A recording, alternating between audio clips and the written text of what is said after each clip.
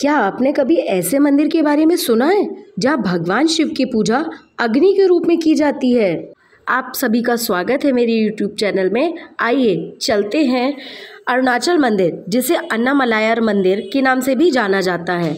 अरुणाचलेश्वर मंदिर तिरुवन्नामलाई तमिलनाडु में स्थित एक प्रमुख शिव मंदिर है। यह भगवान शिव के 5 प्रमुख अग्नि स्थलों पंचभूत लिंगों में से एक है, जहां उन्हें अरुणाचलेश्वर के रूप में पूजा जाता है।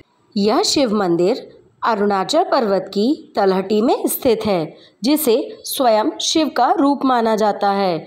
यहाँ हर साल कीर्ति गई दीपम उत्सव में लाखों श्रद्धालु शामिल होते हैं, जब पर्वत की चोटी पर विशाल जलाया जाता है। मंदिर की वास्तुकला भव्य और प्राचीन द्रविड़ शैली की है, जो श्रद्धालुओं और पर्यटकों को समान रूप से आकर्षित करती है। इस मंदिर की नक्काशी देखते बनती है। वैसे तो यहाँ वर्ष भर मौसम बहुत साफ और अच्छा होता है, ताकि आप यहाँ पर दर्शन करने आ सकें, लेकिन तमिलनाडु में अक्टूबर और नवंबर के समय में बारिश होती है, तो उस महीनों को छोड़कर आप कभी भी भगवान शिव के दर्शन करने आ सकते हैं। द्रविड़ शैली में निर्मित यह मंदिर लोगों के आकर्षण का प्रमुख केंद्र है और शिव के अनुयायियों के लिए तो यह प्रमुख तीर्थटन के रूप में जाना जाता है। यहाँ पर आवागमन की सुविधा आसान होने के कारण वर्ष भर श्रद्धालुओं का तांता लगा रहता है।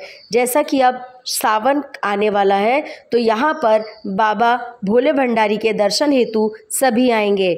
यदि आप प्लेन से आ रहे हैं तो आप चेन्नई आसानी से आ सकते हैं, और यदि आप रेल के द्वारा आना चाह रहे हैं तो आपको सबसे नज़दीकी रेलवे मार्ग तिरुवन्नामलाई रेलवे स्टेशन है, जो कि सबसे नज़दीकी रेलवे स्टेशन है, जो चेन्नई, मदुरई और वेल्लोर से जुड़ा हुआ है।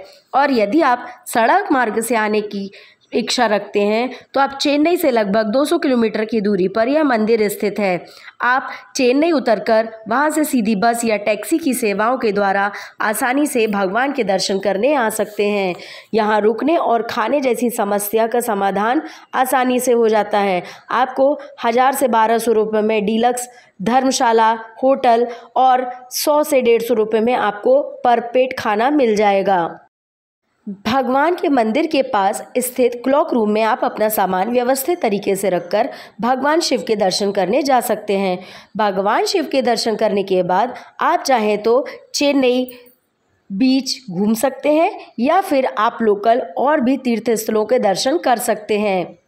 ऐसे तो दक्षिण भारतीय शैली अपने आप में प्रसिद्ध और मानी जाती है, लेकिन यहाँ पर इन मंदिरों की नक्काशी, यहाँ का वातावरण और यहाँ की बोलचाल आपको बहुत कुछ सीखने को देगी। समुद्र तट के नज़दीक होने के कारण यहाँ का मौसम एक समान होता है, ना ज़्यादा ठंड न ज़्यादा गर्मी। वैसे तो साउथ इंडिया में ठंड पड़ती ही नहीं है, तो आप कभी भी अपना यहाँ दर्शन का टूर बना सकते हैं।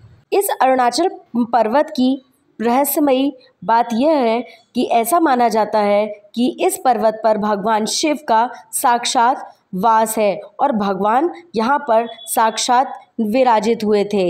इसीलिए आज भी यहाँ पर भगवान शिव को जीवित रूप में पूजा जाता है।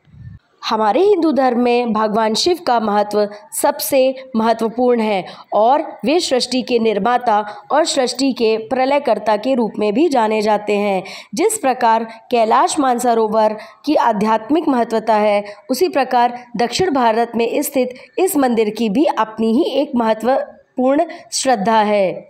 लोग दूर दूर से इस मंदिर के सौंदर्य और भगवान शिव के दर्शन करने हेतु आते हैं।